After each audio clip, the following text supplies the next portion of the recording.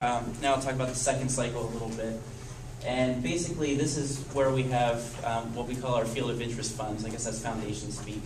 But what this means is we've had donors in the past who have donated to us and they have a specific interest, whether it be healthcare or some geographical interest or something to that effect. And we honor their intent by making this available on a competitive basis. So we have, I'm not going to go through, I'll kind of just briefly touch on each fund rather than give you the complete description, which you can check out in your brochure. I was going to say, if you want to follow along, page 6, the benefit of having printed materials.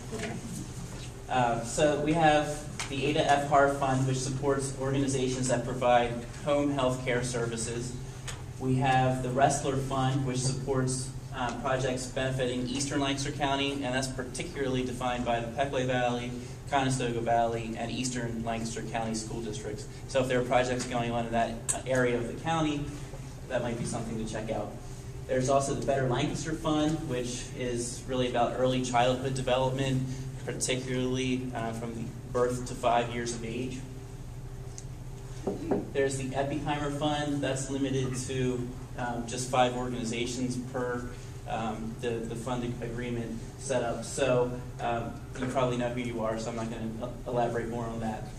The Florence Star Taylor Fund for the visual art and the Lancaster Art and Culture Fund this year are kind of lumped together.